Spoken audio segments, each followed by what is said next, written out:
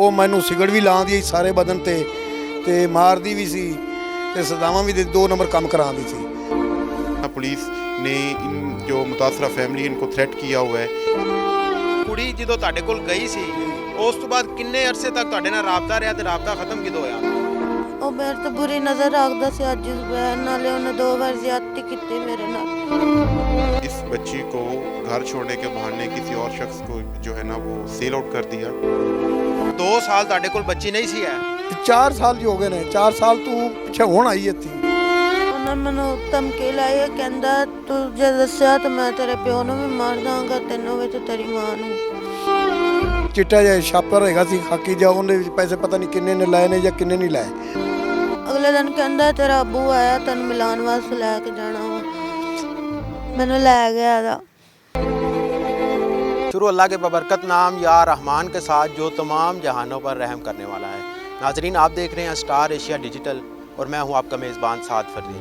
नाजरीन, पुराने ज़माने में हमारे बड़े बूढ़ों के ज़माने में ये कहा जाता था कि धीयां पैना सारियां दियां सांझियां होंदियां ने, लेकिन आज के दौर में ये कहावत जो है ये बिल्कुल झूठ और फरोही लगती है। आज के दौर में सिर्फ एक ही सच है और वो सच ये है कि जिस तन लागे सो ही जाने और न जाने कोई। नाजरीन, जिसके जिस्म पर ज़रब लगती है आज के दौर में सिर्फ वही जानता है कि उसकी तकलीफ़, उसकी दर्द की शिद्दत क्या है। और आज हमारे साथ एक ऐसी मुतासरा फैमिली मौजूद है, एक ऐसी बच्ची मौजूद है जिसको लाहौर में काम करने के लिए किसी के घर भेजा जाता है और वो साहब उनको आगे फ़रोख्त कर देते हैं। फ़रोख्त होने के बाद उनसे काला धंधा करवाया जाता है और उन पर शदीद तशद्दुद किया जाता है। उनके जिस्म पर बार बार सिगरेट लगाई जाती है और तरह तरह के जुल्म उन पर किए जाते हैं। मुतासरा फैमिली से जानने की कोशिश करते हैं कि ये सारा वाक़या क्या था और किस तरह ये रोनमा हुआ। जी नाजरीन, इस वक्त हमारे साथ मुतासरा फैमिली मौजूद है, लड़की के वालिद मौजूद हैं। उनसे पूरा वक़ूआ जानने की कोशिश करते हैं कि हुआ क्या था। अच्छा, मुझे बताइएगा कि पूरा वक़ूआ क्या था, क्या हुआ था, शुरू से मुझे बताएं। बता रहे सर, बेगम मेरी की लात टूट गई सी ते मैं पैसे ਉਹਨਾਂ ਕੋਲ ਲਏ ਅਜੀ ਜ਼ੁਬੈਰ ਕੋਲੋਂ ਤੇ ਮੈਂ ਇਲਾਜ ਕਰਵਾਉਂਦਾ ਰਿਹਾ ਤੇ ਬੇਟੀ ਮੇਰੀ ਕਿਹੜੀ ਤਨਖਾਹ ਤੇ ਲਵਾਤੀ ਉਸ ਜੀ 12-13 ਦਿਨ ਰੱਖੀ ਤੇ ਉਦੋਂ ਬਾਅਦ ਉਹਨੇ ਸੇਲ ਕਰ ਦਿੱਤੀ ਅੱਗੇ। 2 ਸਾਲ ਤੁਹਾਡੇ ਕੋਲ ਬੱਚੀ ਨਹੀਂ ਸੀ ਹੈ? 4 ਸਾਲ ਜੀ ਹੋ ਗਏ ਨੇ। 4 ਸਾਲ ਤੂੰ ਪਿੱਛੇ ਹੁਣ ਆਈ ਇੱਥੇ। 4 ਸਾਲ ਕਿੱਥੇ ਸੀ ਬੱਚੀ? 4 ਸਾਲ ਜੀ ਕੋਇਟਾ ਰਹੀ ਹੈ।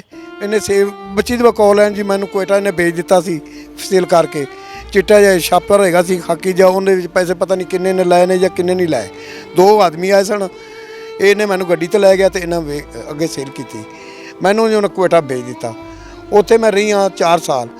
ਆ ਹੁਣ ਜੀ ਉਹਦਾ ਕੋਈ ਮੇਜਰ ਉਹਦਾ ਨਾਮ ਹੀ ਲੈਂਦੀ ਹੈ ਬੇਟੀ ਮੇਰੀ, ਜੇ ਮੇਜਰ ਕੋਈ ਹੈਗਾ ਸੀ ਉਹਦੇ ਅੱਗੇ ਮੈਂ ਰੂਨੀ ਪਿੱਟੀ ਹਾਂ ਤੇ ਉਹਨੇ ਮੈਨੂੰ ਫੌਜੀ ਨਾਲ ਵੇਚ ਕੇ ਤੇ ਕਿਰਾਇਆ ਵੀ ਦਿੱਤਾ ਹੈ ਤੇ ਮੈਨੂੰ ਮੁਲਤਾਨ ਉਤਰੀਆਂ ਮੈਂ ਤੇ ਮੁੜੋ ਮੈਂ ਜੋ ਕੜੇ ਆ ਕੇ ਉਤਰੀਆਂ ਅੱਗੂ ਜੀ ਮੈਂ ਬਸੀਰਪੁਰ ਆਦੇ ਘਰ ਪਹੁੰਚ ਪਈ ਹਾਂ। ਅੱਛਾ, ਮੈਨੂੰ ਇਹ ਦੱਸੋ ਕਿ ਕੁੜੀ ਕਿਹਨਾਂ ਕੋਲ ਕੰਮ ਕਰਦੀ ਸੀ? ਕੋਈ ਬੰਦੇ ਦਾ ਤੁਹਾਨੂੰ ਨਾਮ ਯਾਦ ਹੈ? ਹਾਜੀ ਜ਼ੁਬੈਰ ਜੀ, ਹਾਜੀ ਜ਼ੁਬੈਰ। ਕੀ ਕਰਦਾ ਹਾਜੀ ਜ਼ੁਬੈਰ? ਜ਼ਿਮੀਂਦਾਰ ਬੰਦਾ ਹੈ ਜੀ। ਮੇਰੇ ਤਾਰਕਾ ਮਾਇਰ ਨਾ ਤਾਰਕਲਾਂ ਜੀ, ਉਹ ਰਹਿੰਦਾ ਹੈ ਚੱਕ ਮੁਨਵਰ ਦਾ ਹੈ ਜੀ, ਫੁਲਰਵਾਨਾ ਤੇ ਉਹਦਾ ਬੇਟਾ ਹੈ ਉਹ ਹਾਜੀ ਜ਼ੁਬੈਰ। ਉਹਨੇ ਜੀ ਤਨਖਾਹ ਰੱਖੀ ਸੀ। ਕੁੜੀ ਜਦੋਂ ਤੁਹਾਡੇ ਕੋਲ ਗਈ ਸੀ ਉਸ ਤੋਂ ਬਾਅਦ ਕਿੰਨੇ ਅਰਸੇ ਤੱਕ ਤੁਹਾਡੇ ਨਾਲ ਰਾਬਤਾ ਰਿਹਾ ਤੇ ਰਾਬਤਾ ਖਤਮ ਕਿਦੋਂ ਹੋਇਆ? ਰਾਬਤਾ ਜੀ ਖਤਮ ਹੀ ਹੋ ਗਿਆ। ਉਹ ਲੈ ਗਈ ਹੈ, ਲੈ ਗਿਆ ਨਾ ਤੇ 12 ਦਿਨ ਬਾਅਦ ਰਾਬਤਾ ਸਾਡਾ ਖਤਮ ਹੋ ਗਿਆ। ਇੱਕ ਵਾਰੀ ਗੱਲ ਹੋਈ ਬਸ 12 ਦਿਨਾਂ 'ਚ। ਤੇ ਤੁਸੀਂ ਪਤਾ ਕਰਵਾਉਣ ਦੀ ਕੋਸ਼ਿਸ਼ ਨਹੀਂ ਕੀਤੀ ਕਿ ਕੁੜੀ ਕਿੱਥੇ ਗਈ? ਮੈਂ ਉਹਦੇ ਨਾਲ ਮੇਰੀ ਗੱਡੀ ਤੇ ਆਇਆ, ਮੇਰੇ ਨਾਲ ਆਪਾਂ ਚੱਲ ਬਾਲੀਏ ਲਾਹੌਰ ਆਏ ਜੀ ਤੇ ਕੋਈ ਗੱਲਬਾਤ ਨਹੀਂ। ਮੇਰੇ ਕੋਲ ਸਟਾਮ ਉਹਨਾਂ ਲੈ ਲਿਆ। ਸਟਾਮ ਦੇ ਬਾਵਜੂਦ ਉਹਨਾਂ ਫਿਰ ਕਿਹੜਾ ਨਾ ਜੀ ਕਿਲੇ ਮੈਂ ਥਾਣੇ ਗਿਆ, ਉੱਥੋਂ ਵੀ ਉਹਨਾਂ ਮੇਜਰ ਹੈਗਾ ਸੀ ਵਕੀਲ, ਉਹਦੇ ਕੋਲ ਸਟਾਮ ਮੇਰੇ ਕੋਲ ਲੈ ਲਿਓ। ਉਹਨੇ ਪੈਸੇ ਖਾ ਲਏ, ਵਕੀਲ ਵੀ ਖਾ ਲਏ ਤੇ ਉਧਰੋਂ ਥਾਣੇ ਵਾਲਿਆਂ ਨੇ ਇਹਨਾਂ ਜੀ ਪੈਸੇ ਕਾਲੇ ਮੇਰੀ ਗੱਲ ਹੀ ਨਾ ਸੁਣੀ ਇਹਨਾਂ। ਮੈਂ ਜੀ ਚੁੱਪ ਕਰਕੇ ਘਰ ਚਲਿਆ ਗਿਆ। ਸਰ ਮੈਂ 2 ਸਾਲ ਦਾ ਥਾਣੇ ਮੈਂ ਵੱਜਾ ਨਾ, ਮੇਰੀ ਉਹਨਾਂ ਗੱਲ ਨਹੀਂ ਸੁਣੀ। ਉਹਨਾਂ ਕਹਾ ਕੋਈ ਲੜਕੀ ਨਹੀਂ, ਕੋਈ ਕੁਛ ਨਹੀਂ। ਤੁਹਾਨੂੰ ਕੁੜੀ ਨੇ ਦੱਸਿਆ ਨਹੀਂ ਕਿ ਕੁੜੀ ਕਿੱਥੇ ਗਈ ਸੀ, ਕਿੱਥੇ ਰਹਿੰਦੀ ਰਹੀ, ਖਾਣ ਪੀਣ ਕਿੱਥੋਂ ਕਰਦੀ ਰਹੀ?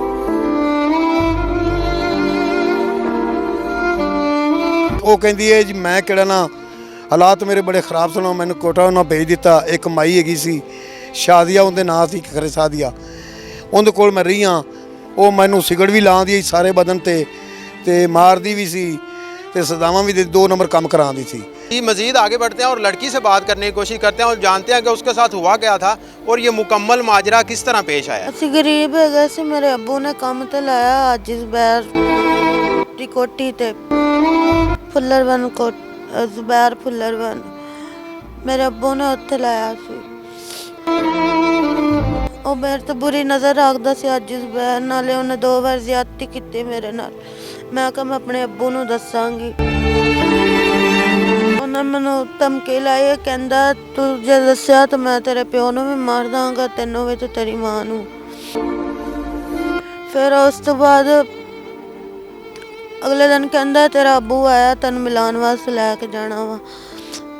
ਮੈਨੂੰ ਲੈ ਗਿਆ ਦਾ ਮੈਨੂੰ ਮਿਲਾਉਣ ਵਾਸਤੇ ਕਹਿੰਦਾ ਮੈਂ ਲੈ ਕੇ ਜਾਣਾ। ਅੱਡੇ ਤੇ ਲੈ ਕੇ ਗਿਆ। ਉੱਥੇ 2 ਬੰਦਿਆਂ ਕੋਲ ਖਾਕੀ ਲਿਫਾਫਾ ਫੜਿਆ, ਮੈਨੂੰ ਨਹੀਂ ਪਤਾ ਉਹਦੇ 'ਚ ਕੀ ਸੀ। ਉੱਥੇ ਲੈ ਕੇ ਚਲਾ ਗਿਆ ਤੇ ਕਹਿੰਦਾ ਤੇਰਾ ਅੱਬੂ ਅੱਗੇ ਖਲੋਤਾ ਸਾਡੇ ਨਾਲ ਆਇਆ ਦੋ ਭਾਈਆਂ ਦੇ ਨਾਲ। ਉਹਨਾਂ ਉਸ ਤੋਂ ਬਾਅਦ ਮੈਨੂੰ ਕੋਈ ਖਾਣ ਨੂੰ ਸ਼ੈ ਦਿੱਤੀ ਹੈ ਦੀ, ਕਹਿੰਦਾ ਤੈਨੂੰ ਭੁੱਖ ਲੱਗੀ ਹੋਏਗੀ। ਮੈਂ ਖਾ ਲਈ, ਮੈਨੂੰ ਨਹੀਂ ਪਤਾ ਉਸ ਤੋਂ ਬਾਅਦ ਕੀ ਹੈ, ਮੈਂ ਬੇਹੋਸ਼ ਹੋ ਗਈ ਹਾਂ। ਫਿਰ ਉਸ ਤੋਂ ਬਾਅਦ ਮੈਂ ਜਦੋਂ ਹੋਸ਼ ਆਈ ਮੈਂ ਕਿਹਾ ਮੇਰਾ ਅੱਬੂ ਕਿੱਥੇ ਹੈਗਾ ਦਾ। ਕਹਿੰਦੇ ਨੇ ਭੁੱਲ ਜਾ ਦੇ ਆਪਣੇ ਅੱਬੂ ਨੂੰ, ਮਾਂ ਪਿਓ ਨੂੰ ਭੁੱਲ ਜਾ, ਤੈਨੂੰ ਅਜੀਜ਼ ਬੈਰ ਨੇ ਵੇਚ ਦਿੱਤਾ ਹੈਗਾ। ਫਿਰ ਉਸ ਤੋਂ ਬਾਅਦ ਮੈਨੂੰ ਉੱਥੋਂ ਮੇਰੇ ਨਾਲ ਉਹਨਾਂ ਨੇ ਵੀ ਜ਼ਿਆਦਤੀ ਕੀਤੀ ਇਹਦੀ। ਉਸ ਤੋਂ ਬਾਅਦ ਮੈਨੂੰ ਅੱਗੇ ਕੋਇਟਾ ਵੇਚਤਾ ਉਹਨਾਂ ਨੇ। ਉੱਥੇ ਗਏ, ਉੱਥੇ ਆਂਟੀ ਨੇ ਕਿਹਾ ਤੂੰ ਵਿਕ ਗਈ ਇੰਨੇ ਪੈਸਿਆਂ 'ਚ। ਫਿਰ ਉਸ ਤੋਂ ਬਾਅਦ ਉੱਥੇ 2 ਨੰਬਰ ਕੰਮ ਕਰਾਉਂਦੀ ਸੀ, ਜ਼ੁਲਮ ਵੀ ਕਰਦੀ ਸੀ, ਖਾਣ ਪੀਣ ਕਦੇ ਦੇ ਦਿੰਦੀ ਸੀ ਕਦੇ ਨਹੀਂ ਦਿੰਦੀ ਸੀ। ਜਿਸਮ ਤੋਂ ਸਿਗਰਟ ਲਾਉਂਦੀ ਸੀ, ਮਾਰਦੀ ਘੁੱਟਦੀ ਵੀ ਸੀ। ਫਿਰ ਆ ਕੇ ਉਹਨੇ ਮੈਨੂੰ ਕੰਮ ਤੇ ਘੱਲਿਆ ਹੈਗਾ ਦਾ, 2 ਨੰਬਰ ਕੰਮ ਵੀ ਕਰਾਉਂਦੀ ਰਹੀ ਹੈ ਕਿਸੇ ਕੋਲ ਘੱਲਿਆ ਦਾ ਉਹਨੇ। ਅੱਛਾ ਸੀ, ਉਹਨੇ ਮੈਨੂੰ ਹੱਥ ਹੁੱਥ ਨਹੀਂ ਲਾਇਆ। ਮੈਂ ਉਹਨੂੰ ਕਿਹਾ ਚਾਚੂ ਮੈਂ ਇਸ ਤਰ੍ਹਾਂ ਮੈਨੂੰ ਵੇਚਿਆ ਗਿਆ ਹੈਗਾ ਦਾ, ਮੈਂ ਵਾਪਸ ਜਾਣਾ ਚਾਹੁੰਦੀ ਹਾਂ, ਮੈਨੂੰ ਘੱਲ ਦਿਓ। ਉਹਨਾਂ ਨੇ ਮੈਨੂੰ ਮੁਲਤਾਨ ਤੱਕ ਆਪਣਾ ਬੰਦਾ ਨਾਲ ਘੱਲਿਆ ਦਾ। ਫਿਰ ਅੱਗੋਂ ਉਹਨਾਂ ਮੈਨੂੰ ਕਿਰਾਇਆ ਦਿੱਤਾ ਇਹਦਾ। ਮੈਂ ਇੱਥੋਂ ਕਾੜਾ ਆਈ ਹਾਂ ਪਹਿਲੇ, ਫਿਰ ਬਸੀਰਪੁਰ ਦੇ ਅੱਗੇ ਸਾਡਾ ਹੈਗਾ ਦਾ ਪਿੰਡ। ਮੈਂ ਬਸੀਰਪੁਰ ਆਈ ਹਾਂ ਤੇ ਮੈਂ ਉਹਦੇ ਘਰ ਦਾ ਪਤਾ ਸੀ ਮੈਨੂੰ ਪਿੰਡ ਦਾ। ਮੈਂ ਆਈ ਹਾਂ ਦੀ ਮੇਰੇ ਅੱਬੂ ਇੱਕ ਵਾਰੀ ਵੇਖ ਕੇ ਪਰੇਸ਼ਾਨ ਹੋ ਗਿਆ ਸੀ ਕਿ ਫਿਰ ਮੈਂ ਆਪਣੇ ਮਾਂ ਪਿਓ ਨੂੰ ਦੱਸਿਆ ਇੰਝ ਮੇਰੇ ਨਾਲ ਕੋਇਟਾ ਹੋਇਆ ਦਾ, ਇੰਝ ਮੈਂ ਵਾਪਸ ਆ ਗਈ ਹਾਂ।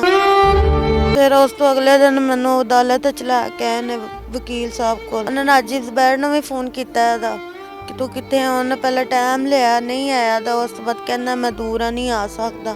ਹੁਣ ਸਾਨੂੰ ਇਨਸਾਫ ਦਿੱਤਾ ਜਾਏ। ਮੇਰੀ ਅਪੀਲ ਹੈ ਵਜ਼ੀਰ ਆਜ਼ਮ ਨੂੰ, ਵਜ਼ੀਰ ਆਲਾ ਨੂੰ, वज़ीर आला पंजाब में मेरी अपील है। जी नाज़रीन, इस वक्त हमारे साथ एडवोकेट जुनेद मुश्ताक डोला साहब मौजूद हैं जो इस केस को आगे लेके बढ़ रहे हैं और उन्हीं के पास ये केस है। उनसे जानने की कोशिश करते हैं कि मुतासरा फैमिली को किस हद तक इंसाफ फराहम किया जा रहा है।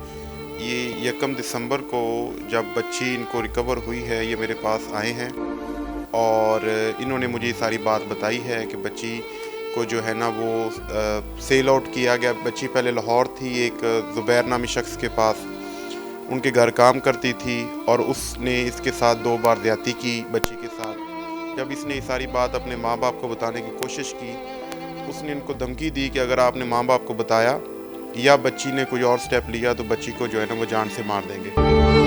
उसके बाद जब बच्ची ने कहा कि मैं अपने घर जाना चाहती हूँ तो मोहम्मद ज़ुबैर ने जो है नामी शख्स ने इस बच्ची को घर छोड़ने के बहाने किसी और शख्स को जो है ना वो सेल आउट कर दिया। और बच्ची जो है वो जिस शख्स को सेल आउट किया उसने को नशा और अद्वियात इन्हें खिला के, तो ये बच्ची 4 साल में सेल आउट होती होती ये कोयटा चली गई और कोयटा में एक नायका के पास जो है ना वो बच्ची को फ़रोख्त किया गया। नायका इससे नाजायज़ काम करवाती थी और तशद्दुद करती थी। तो बच्ची वहाँ पे किसी और शख्स को एक को मिली तो उसने जो है ना वो बच्ची को किराया दिया और बच्ची को जो है ना अपने जो है ना घर के लिए रवाना किया। बच्ची दर दर की ठोकरें खा के घर आई। बच्ची की हालत बड़ी गैर थी। तो जो ही मुझे पता चला तो हमने 2 दिसंबर को मैंने जो थाना जौहर टाउन जिसमें एक FIR दर्ज है इस बच्ची के अगवा की 365B की 1438/20 है मुकदमा नंबर है, थाना जौहर टाउन है। तो हमने फ़ौरन जो है ना मैंने जो मुतलका मजिस्ट्रेट साहब हैं ان کی کورٹ میں اس بچی کے بیان ریکارڈ کے لیے 164 کے بیان کے لیے میں نے ایک اپلیکیشن گزاری، اور اس اپلیکیشن میں آج جو ہے نا وہ ہمارے بیانات ریکارڈ بچی کے ہوئے ہیں اس ایڈمنسٹریٹ صاحب کی کورٹ میں۔ تو اس میں یہ ہے کہ بچی کا میڈیکل حوالے سے بچی جو ہے اور متاثرہ خاندان وہ انہوں نے متعلقہ جو تھانہ ہے اس سے رجوع کیا ہے، لیکن تھانے میں جو انچارج انویسٹیگیشن تھا اس نے بچی کو تھریٹ کیا ہے، گالیاں بکی ہیں اور باقی بہت کچھ ان کے متاثرہ خاندان کے ساتھ کیا ہے۔ تو اس میں یہ پروسیڈنگ ہے، اور فردر آگے جو ہے نا 164 کا بیان ریکارڈ ہو چکا ہے، تو آگے فردر انویسٹیگیشن رہے گی۔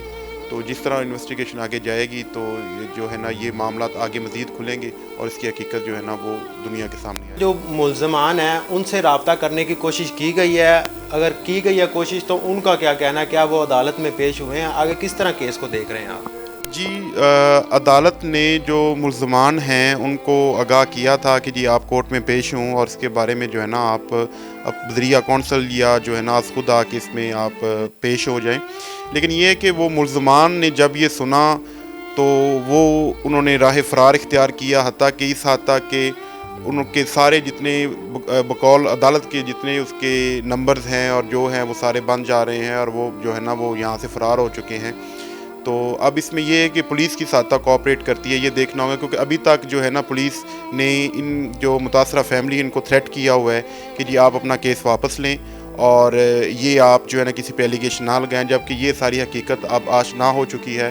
تو اس میں یہی ہے کہ انصاف جو ہے نا وہ ہوگا انشاءاللہ، اور کورٹ سے ہمیں پورا جو ہے نا امید ہے کہ جتنی عدالتیں ہیں وہ اس بچی کے فیور میں یا بچے کو انصاف دے گی، تاکہ اس طرح کی جو درندگی ہے جو بچیوں کو لاہور میں فروخت کرنا ہے یہ کم سے کم بند ہو جائے، اور یہی جو ہے نا ہمارا انصاف کا ہے، اس لیے ہم جو ہے نا جدوجہد کر رہے ہیں۔ تو متاثرہ فیملی ہے اس کے ساتھ پولیس کی کوآپریشن کس حد تک ہے؟ کیا ان کے ساتھ کوآپریٹ کیا جا رہا ہے یا نہیں کیا جا رہا؟ جی پولیس کی حد تک تو بالکل کوآپریٹ نہیں کیا جا رہا، کیونکہ متاثرہ جو فیملی ہے وہ اس نے پولیس جو تھانہ جوہر ٹاؤن ہے اس کو اپروچ کیا، اس کے انویسٹیگیشن جو سیل کو اپروچ کیا ہے، جو وہاں پہ انویسٹیگیشن انچارج ہے اس نے جو ہے وہ متاثرہ فیملی کا میڈیکل کروانے سے بھی انکار کر دیا ہے، اور متاثرہ فیملی کو بے عزت کر کے اپنے آفس سے بھی نکالا ہے، اور دھمکی دی ہے کہ اگر آپ دوبارہ ادھر تھانہ میں آئے تو میں آپ کو کسی ناجائز FIR میں جو ہے نا نامزد کر دوں گا۔ تو لڑکی جو ہے وہ متاثرہ جو خاتون ہے مغویہ ہے، وہ حاملہ بھی ہے، اور اس پہ پوری جو ہے نا تشدد کیا گیا ہے 4 سال اس پہ۔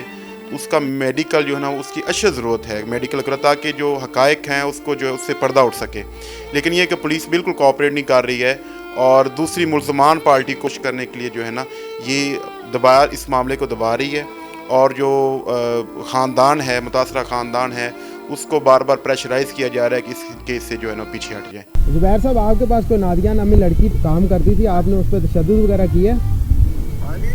آپ کے پاس کوئی نادیہ نامی لڑکی کام کرتی تھی، آپ نے اس پہ تشدد وغیرہ کیا، اس کو مارا ہے اور اس کو آگے سیل کیا ہے، کیا یہ بات درست ہے؟ نہیں کوئی لڑکی نہیں کام کرتی تھی آپ کے پاس نادیہ نامی؟ نہیں کرتی تھی، لیکن ایسا کام نہیں ہوا جو آپ کہہ رہے ہیں۔ اچھا، تو وہ اس کے جسم پہ سارے سگریٹ کے نشانات ہیں اور اس کو سیل کیا گیا ہے؟ کافی ذمہ دار بندے ہیں۔ جناب کون بول رہے ہیں؟ میں میڈیا کا بندہ کر رہے ہیں لاہور تو۔ ہیلو جی آواز آ رہی ہے؟